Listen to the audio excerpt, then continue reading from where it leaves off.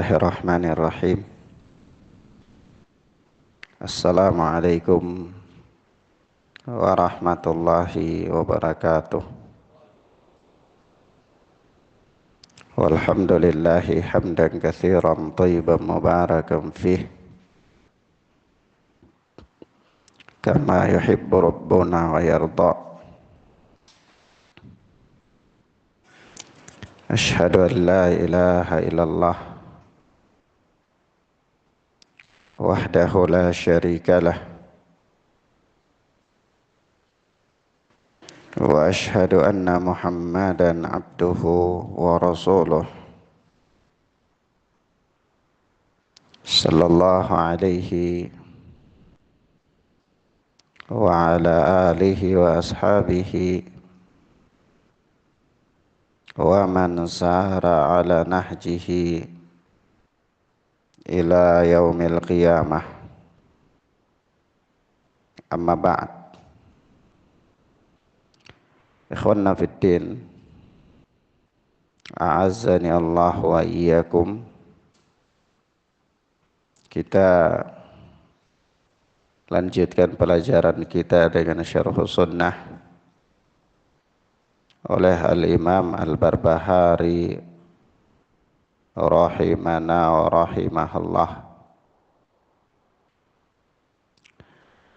Pada pertemuan yang lalu kita telah membacakan keterangan Al-Imam Al-Barbahari tentang tanda-tanda seorang itu dikatakan sebagai ahlu sunnah, yaitu beliau menyebutkan sejumlah nama seperti Abu Hurairah, Anas bin Malik, Usaid bin Al-Khudair, dan kata beliau, apabila engkau melihat seseorang mencintai mereka, maka ketahuilah orang itu adalah ahlu sunnah insyaallah. Ya ikhwan, sahabat Nabi secara keseluruhan sebagaimana telah dimaklumi, mereka mempunyai keutamaan yang sangat banyak. Dan adanya larangan secara mutlak untuk membicarakan tentang kekurangan-kekurangan mereka dalam rangka mendiskreditkan mereka. Hal itu diharamkan dalam pandangan syariah. Nah, di sini Al-Imam Al-Barbahari menyebutkan beberapa sahabat saja. Dalam kondisi para sahabat itu banyak sekali. Beliau sebutkan 3 sahabat: Abu Hurairah, Anas bin Malik, dan Usaid bin Hudhair.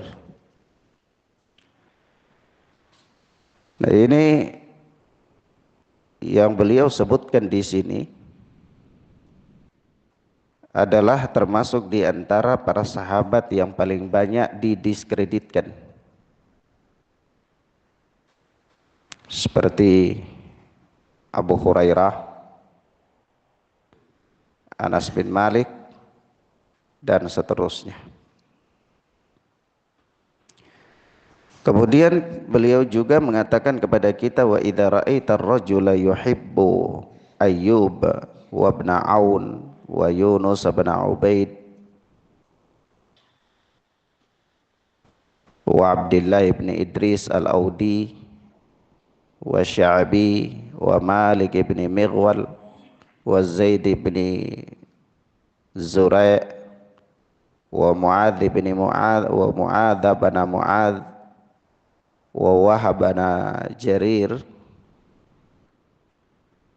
wa Hammad bin Salamah wa Hammad bin Zaid wa Malik bin Anas wal Auza'i wa Zaidah bin Qudamah fa'alam annahu sahibu sunnah. Di sini juga Al-Imam Al-Barbahari menyebutkan beberapa nama. Dan mereka yang disebutkan oleh Al-Imam Al-Barbahari ini adalah para ulama, para imam-imam ahlul hadis, ahlul jarh wa ta'dil, yang mereka paling banyak dan paling keras mendapatkan cobaan, fitnahan terkait dengan Al-Quran adalah makhluk, terkait dengan Al-Quran adalah makhluk. Sebab Al-Imam Al-Barbahari menggunakan metode memilih orang-orang yang paling berat mendapatkan ujian. Sebab kalau tidak demikian, maka sangat banyak sekali para imam dan ulama yang setabakat dengan mereka dan sezaman dengan mereka. Tapi beliau memilih di antara mereka orang-orang yang paling berat dan besar mendapatkan ujian, namun mereka istiqamah di atasnya. Naam. Sejumlah nama, di antaranya beliau menyebutkan seperti Ayub wa bin Aun.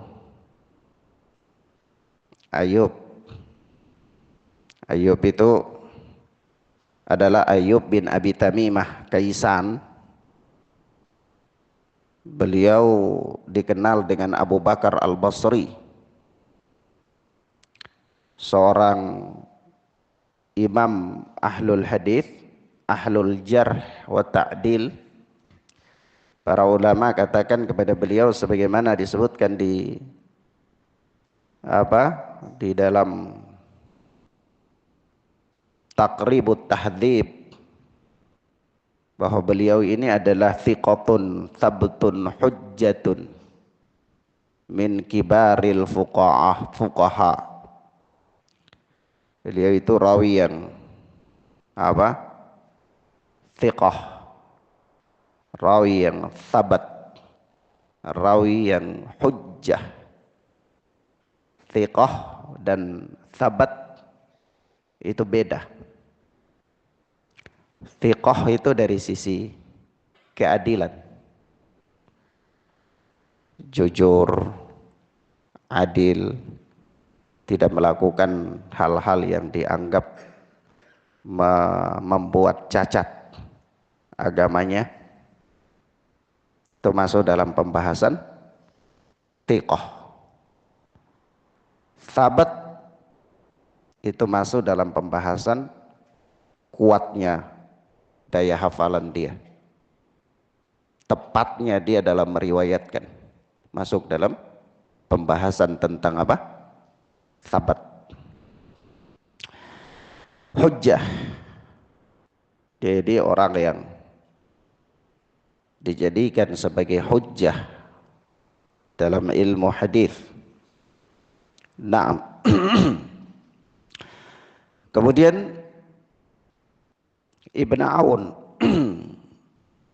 Ibn Aun itu nama beliau adalah Abdullah bin Aun bin Artaban, itu Al-Basri.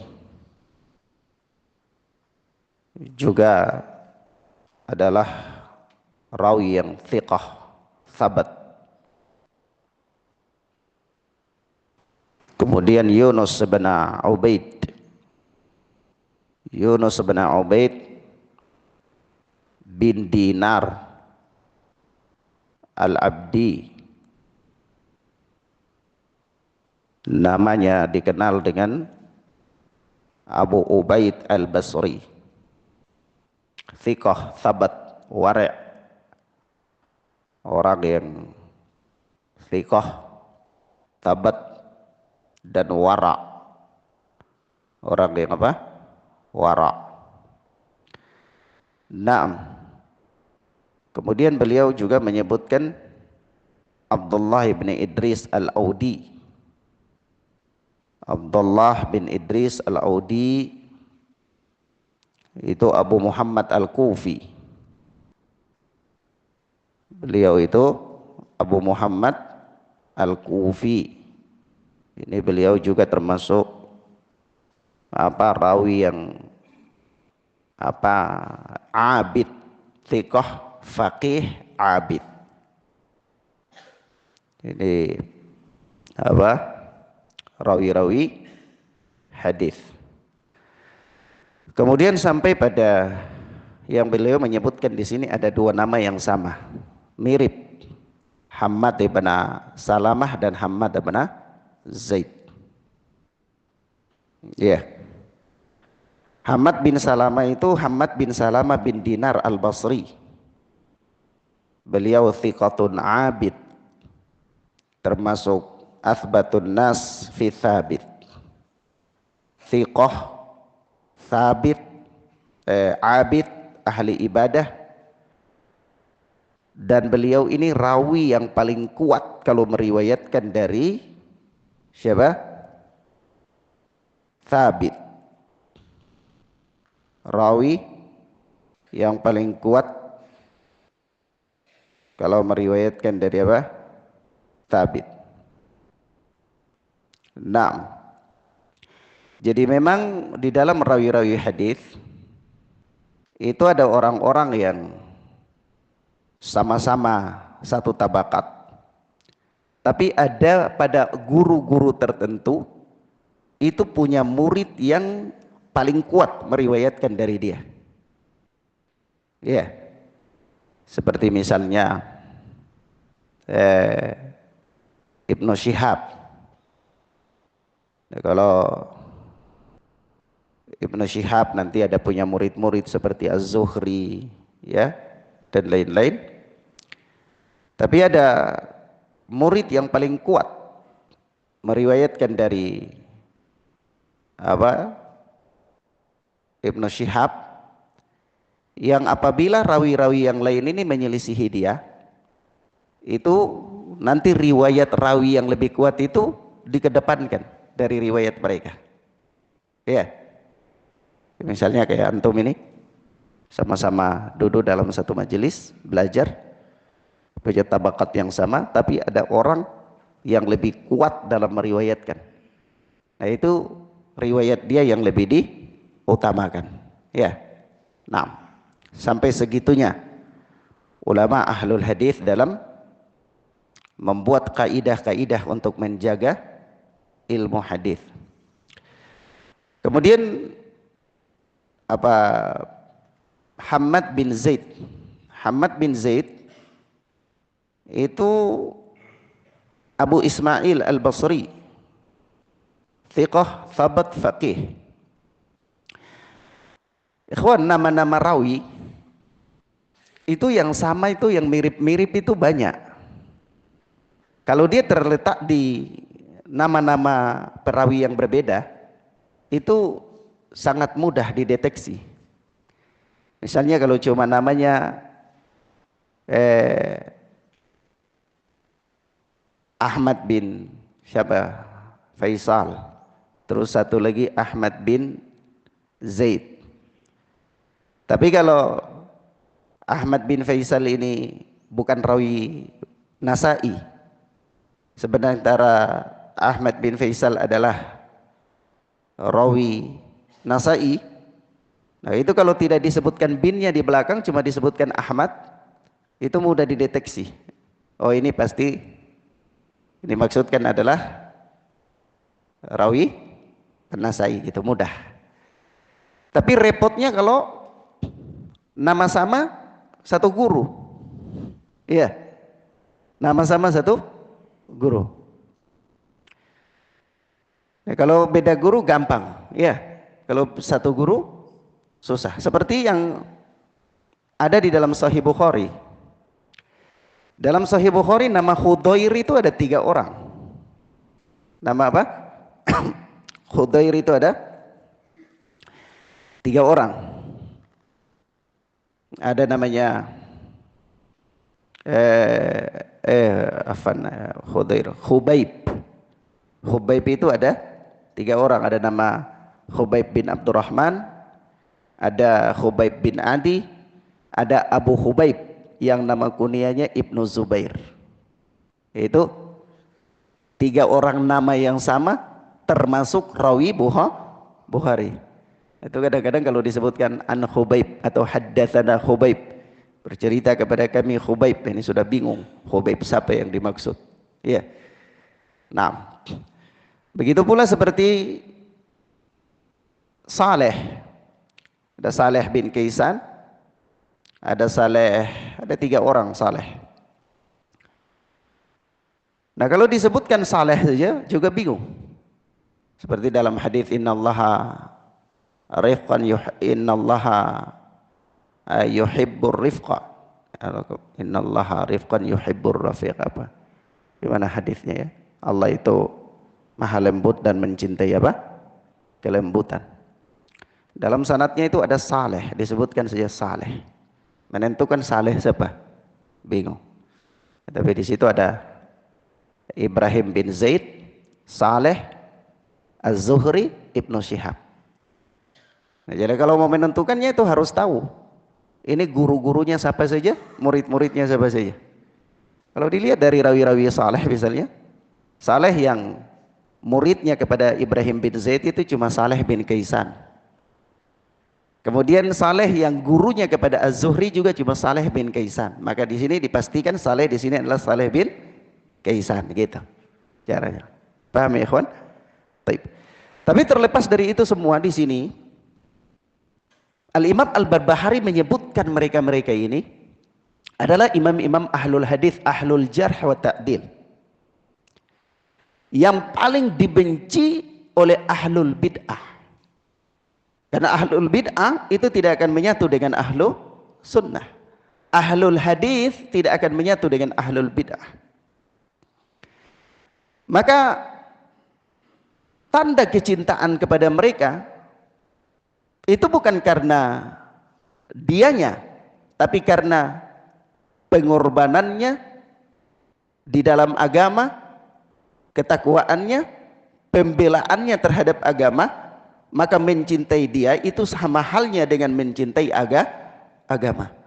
Nah, itulah tanda seseorang disebut ahlul khair, ahlus sunnah. Nah,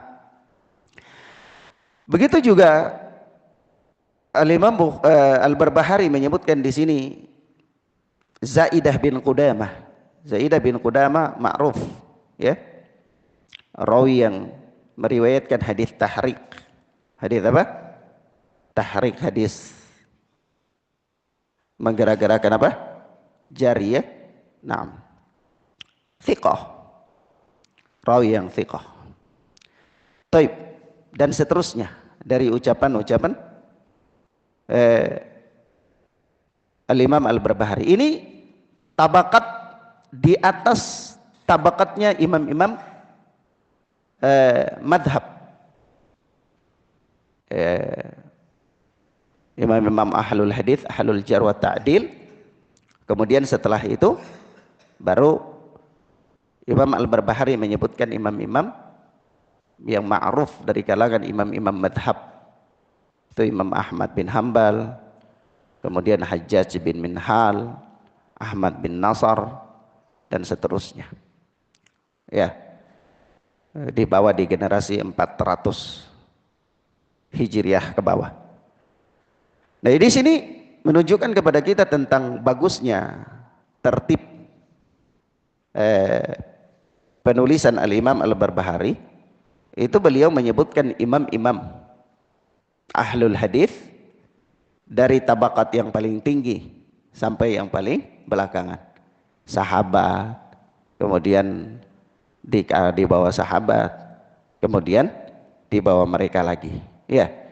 Nah, karena ikhwan, di antara kaidah-kaidah berdalil yang dipakai oleh para ulama kalau menghadapi perselisihan para imam, itu diantaranya mereka menggunakan kaidah siapa yang paling dekat kepada kehidupan Rasul sallallahu alaihi wasallam. Jadi kalau tabi'in dengan sahabat berselisih, siapa yang dikedepankan? Sahabat. Tabi'in dengan tabi'at atau tabi'in berselisih, siapa yang dikedepankan? Tabi'in, dan begitu seterusnya. Ini kalau dalam perkara-perkara ijtihadiyah. Perkara apa? Ijtihadiyah. Kenapa? Karena semakin dekatnya mereka kepada kehidupan Rasulullah, zamannya Rasulullah, qurun mufaddalah, maka semakin sedikit peluang terjadinya penyimpangan. Gitu. Maka dari itu Ibnu Mas'ud mengatakan kepada kita bahwa la yazalu qaumun 'alal khair,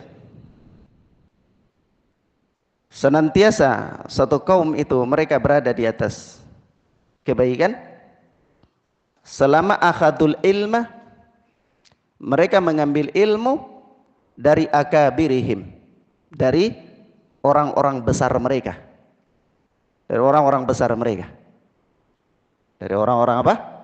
Besar mereka. Dan apa?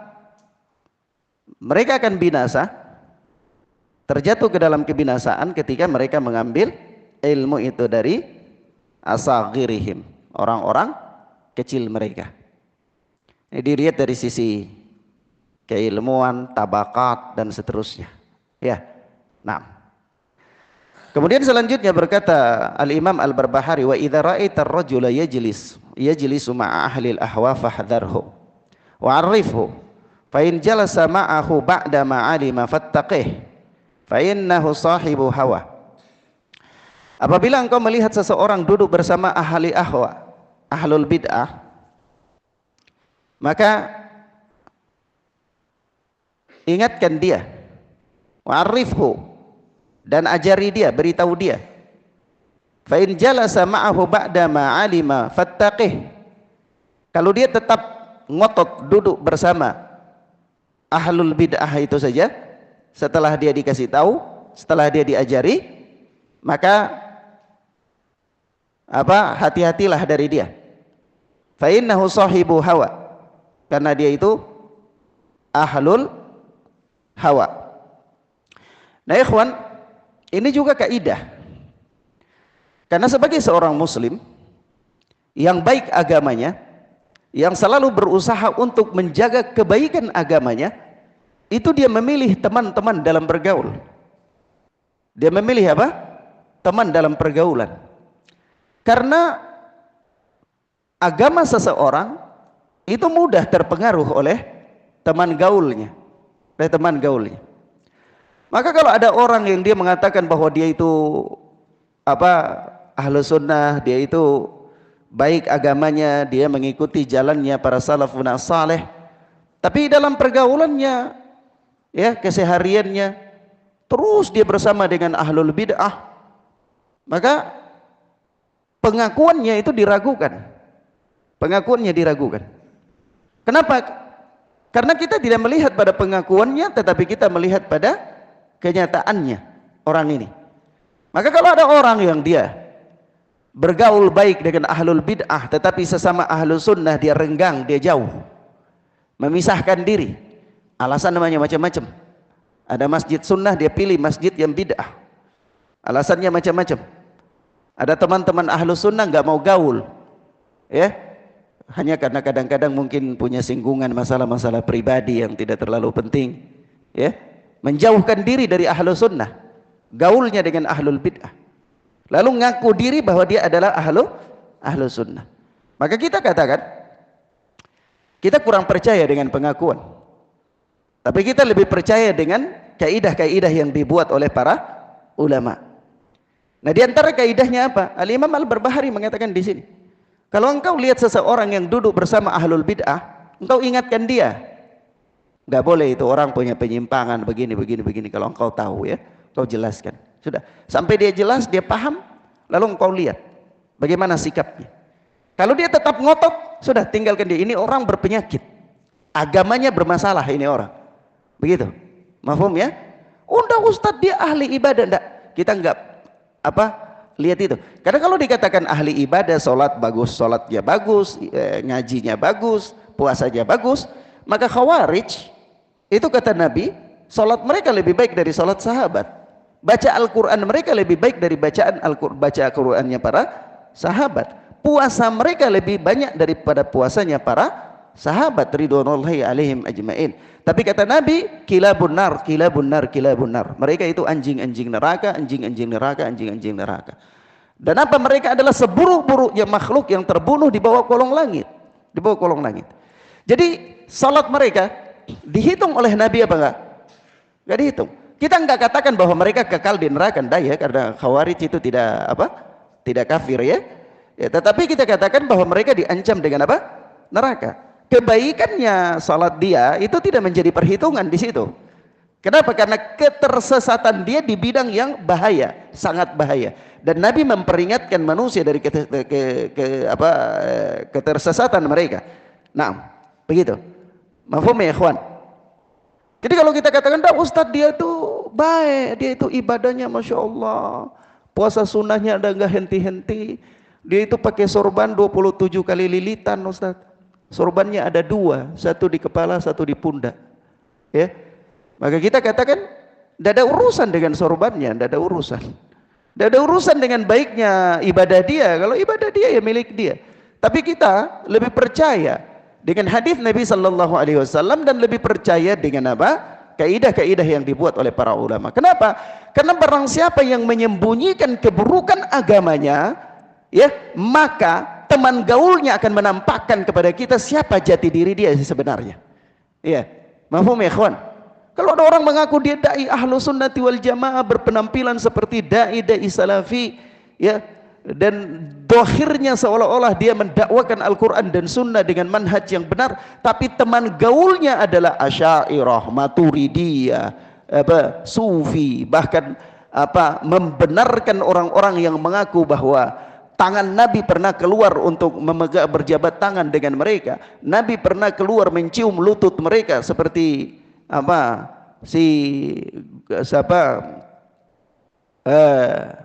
pemilik tarekah, ya. Dan dia memuji mereka atau dia membenarkan mereka.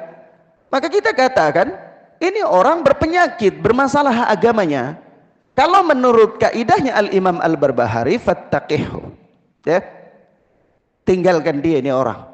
Tinggalkan dia. Kenapa? Sahibu hawa. Ini orang apa? Sahibu hawa. Nah, mafhum ya ikhwan?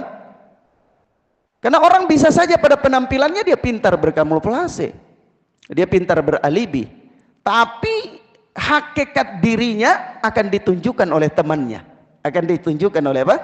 Temannya. Maka ini prinsip yang sangat luar biasa, dan prinsip ini berjalan dari zaman ke zaman, yang dipegang oleh orang-orang saleh, dipegang oleh orang-orang yang bertakwa, dipegang oleh imam-imam di dalam menjaga kemurnian agama.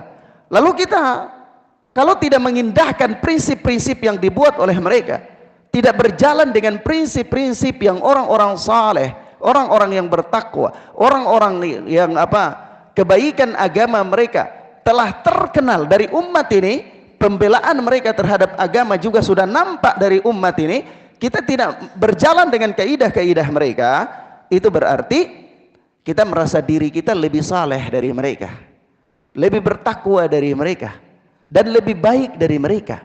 Dan ini tidak mungkin. Ini apa? Tidak mungkin.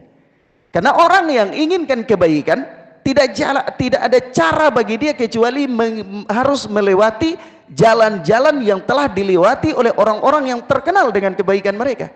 Iya. Ini ada beberapa jalan. Nah, jalan ke kiri, ke kanan, ya, ke timur, dan ada satu jalan. Satu jalan ini orang yang tahu jalannya dia sudah jalan dan dia katakan kepada Anda ini jalan keselamatan. Dan Anda tahu dia pulang pergi di jalan itu dia selamat. Jalan kiri kanan belum tahu.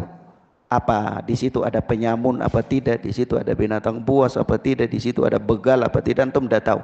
Lalu antum nggak mau ikuti dia, Antum pilih jalan yang belum tahu keselamatannya. Apakah itu cara orang yang berakal? Kita katakan itu bukan cara orang yang berakal. Iya. Nah, orang yang berakal tentu dia akan melewati jalan yang telah dilewati oleh orang-orang yang selamat. Mafhum ya, ikhwan? Paham ya? Baik. Kemudian selanjutnya kata Al-Imam Al-Barbahari, wa idza samita ar-rajul ta'tihi bil athar fala yuriduhu wa yuridul qur'ana fala tashukka annahu rajulun kad ihtawa ala zandaqah faqum min indihi wa da'hu. Kata Imam Al-Barbahari, kalau engkau melihat seseorang yang engkau bawakan kepada dia hadis-hadis Nabi tapi dia tidak mau, dia menolak, dia hanya menginginkan Al-Quran saja, fala tashukka annahu rajulun kad ihtawa ala zandaqah, maka jangan engkau ragu bahwa orang itu telah ada pada dirinya kemunafikan. Telah ada pada dirinya apa? Kemunafikan. Kalau begitu, fakum min indihi wa da'ahu, tinggalkan dia, berdiri dari sisinya dan abaikan dia. Jadi kalau ada orang yang antum sampaikan kepada mereka hadis-hadis Nabi tapi dia tidak mau, dia lebih katakan, saya Al-Quran saja. Al-Quran itu sudah diriwayatkan secara mutawatir. Al-Quran itu nggak perlu ditakutkan lagi kekeliruannya. Al-Quran itu adalah kalam Allah yang dijaga oleh Allah. Maka saya berpegang dengan itu saja, itu lebih selamat. Kalau hadis-hadis ini kan kata dia itu kan yang disampaikan oleh manusia, dicatat oleh mereka. Ya, itu bisa salah, bisa benar. Jadi ya saya nggak mau. Saya lebih memilih dengan Al-Quran. Kalau ada orang yang kayak gitu, dan memang yang kayak begini banyak ya. Ada, apalagi kalau di zaman modern ini, kita kenal ada gerakan Quraniyun ya. Ada namanya juga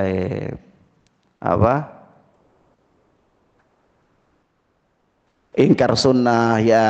Ini Masya Allah Pak Edi paham ya, barakallahu fiik. Ingkar sunnah, apalagi kalau di tahun-tahun 60-an itu ada satu gerakan namanya Andi Bugis. Nah itu setara ya, itu gerakan yang ingkar sunnah juga, kembali kepada Al-Quran. Maka yang demikian itu hakikatnya mereka itu terjatuh dalam kemunafikan. Kenapa? Sebagaimanapun dia mengaku bahwa dia itu mengikuti Al-Quran, hakikatnya dia tidak mengikuti Al-Quran. Karena kalau seandainya dia mengikuti Al-Quran dengan benar, pasti dia mengikuti sunnah. Pasti dia mengikuti sunnah. Karena Al-Quran mewajibkan dia untuk mengikuti sunnah.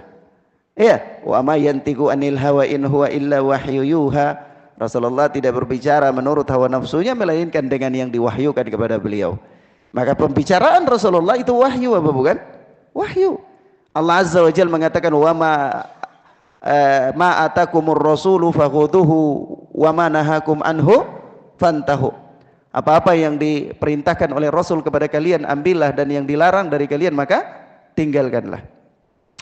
Jadi ayat ini ada kisah yang menarik dengan ayat ini. Surat Al-Hasr ayat yang ke-7 ya. Kisah yang menarik terkait dengan peristiwa Ibnu Mas'ud dan murid-muridnya. Jadi ketika Ibnu Mas'ud berbicara kepada mereka tentang Allah Subhanahu wa taala mengharamkan ya, melaknat orang-orang yang menyambung rambut, meminta disambungkan rambutnya, membuat tato dan meminta dibikinkan tato ya, dan seterusnya.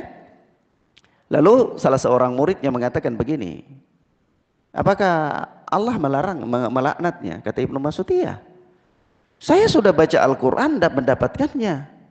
Kata Ibnu Mas'ud, kalau engkau baca Al-Quran pasti engkau dapat itu ayat.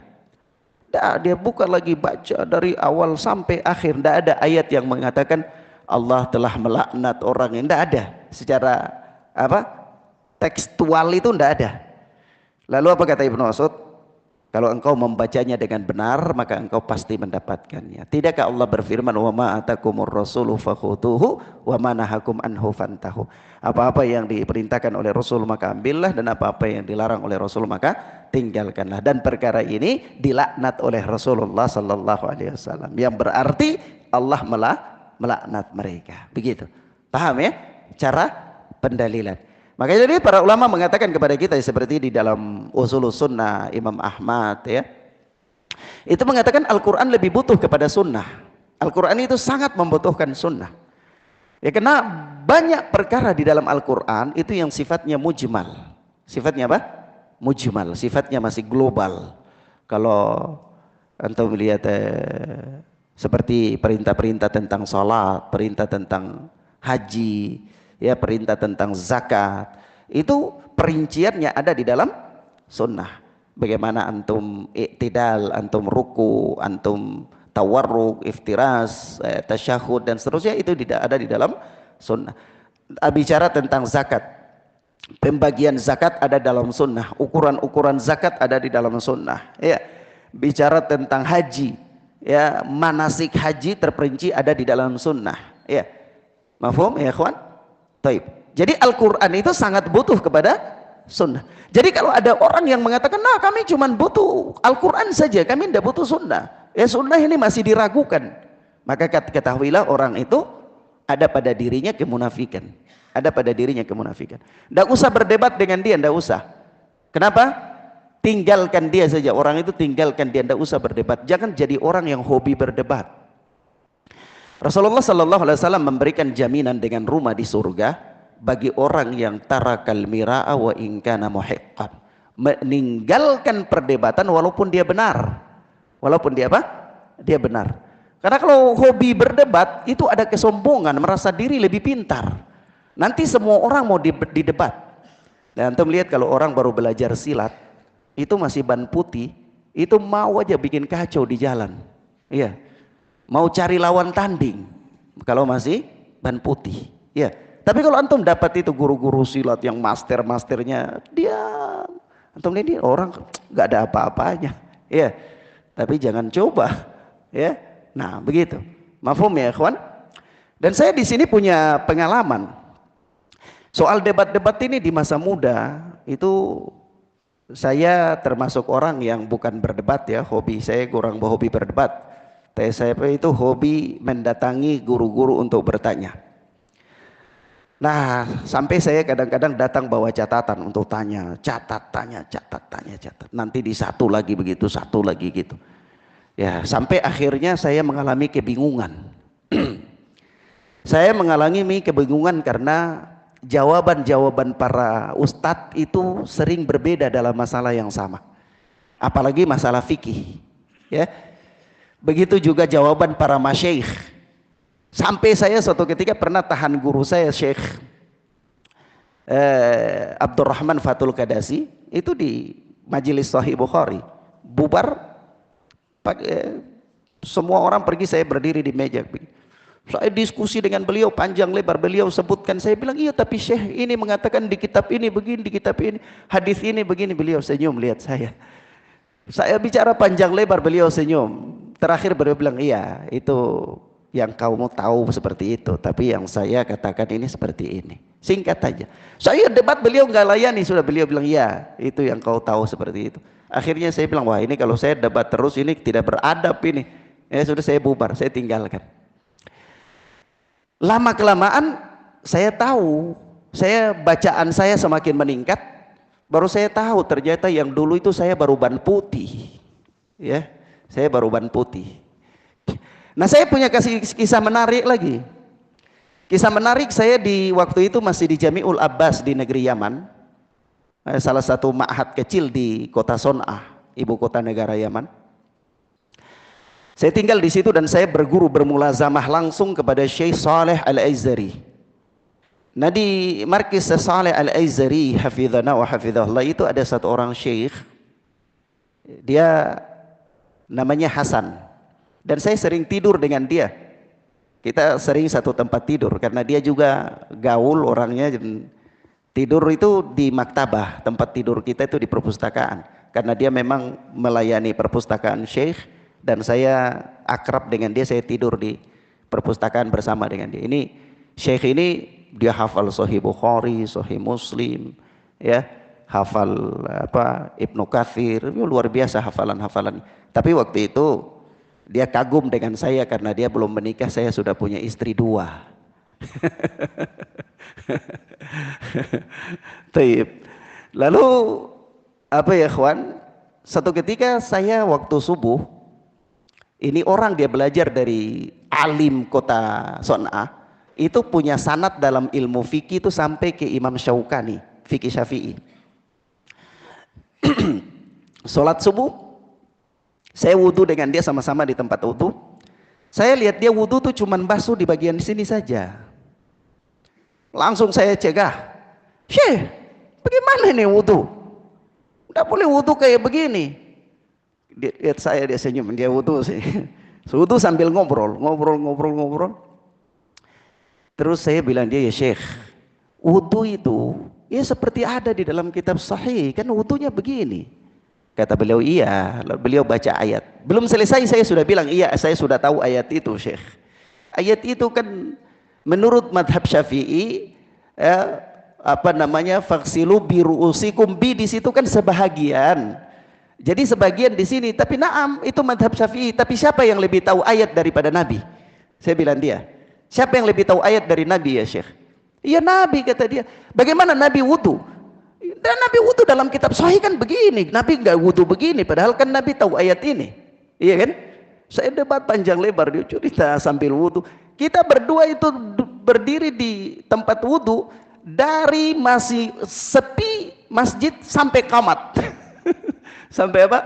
Qamat. Terakhir dia bilang saya, ya itu indakum wa indana la. Itu menurut kalian dan menurut kami tidak. Dia tetap wudu dengan mengusap di sebagian depan kepalanya saja. Saya penasaran. Tapi waktu itu karena saya masih sibuk dengan pelajaran-pelajaran di Marki, sibuk kuliah, boleh balik kampus. Jadi saya belum maksimal dalam mencari keterangan para ulama tentang apa yang dia lakukan. Tapi saya tetap cari. Terus saya tidak pernah menemukan satu isyarat tentang itu. Sampai saya pulang ke Indonesia. Saya pulang ke Indonesia, saya berdakwah. Alhamdulillah. Allah mudahkan saya untuk memiliki beberapa kitab. Kitab-kitab itu saya beli dari Dar Alamiyah Mesir ya. Sekarang di Indonesia itu ada cabangnya ya. Cabangnya dulu itu di dekat Libya sana. Dar Alamiyah. Saya memiliki beberapa kitab besar dan kitab-kitab itu memang kitab-kitab yang sangat jarang ada, langka. Baru saya dapatkan keterangan-keterangan. Saya dapatkan perbuatan Ibnu Umar yang dinyatakan sahih oleh Syuaib Al-Arnaud, bahwa Ibnu Umar pernah wudu mengusap di bagian depan saja, ubun-ubunnya, ya, 1 kali. Dan mereka mengatakan Ibnu Umar melakukan ini di zaman sahabat dan tidak ada seorang sahabat pun yang menyelisihi dia, membantah dia, tidak ada. Jadi hujah apa tidak? Jadi hujah apa tidak? Jadi hujah. Saya juga mendapati keterangan dalam disebutkan di catatan kakinya Syuaib Al-Arnaud terhadap tahqiq beliau terhadap Zadul Ma'ad. Beliau memberikan isyarat tentang sahihnya riwayat Abu Dawud terhadap mengusap di bagian depannya saja. Itu berlangsung selama bertahun-tahun. Baru saya dapat jawabannya. Saya sadar bahwa dulu yang saya debat ini master, ya, gitu. Saya bertahun-tahun lamanya baru saya paham, oh ternyata dulu tuh saya lawannya master. Jadi pantas saja masternya cuma senyum-senyum, ya namanya dianggap kita anak kecil, ya, jadi gitu. Tapi waktu itu saya rasa menang karena dia diam. Saya kalahkan ini syekh ini nih dalam debat saya, ya, gitu. Tapi padahal bukan kalahkan, tapi syekhnya anggap kita ini anak kecil kayak masih nangis-nangis minta permen, bapaknya nggak mau kasih, lempar rumah, buang. Tapi bapaknya diam saja, lalu kita katakan, ya bapak saya tuh takut sama saya, begitu, ya. Mafhum ya ikhwan? Paham ya? Maka itu kita katakan bahwa hobi berdebat itu buruk. Hobi apa? Berdebat itu buruk. Yang bagus bagaimana? Bertanya. Yang bagus itu bertanya. Kalau disampaikan dalil antum pegang, catat. Kalau antum belum paham ya sudah, tidak apa-apa. Suatu saat nanti antum paham. Yang penting rajin belajar. Yang penting apa? Rajin belajar.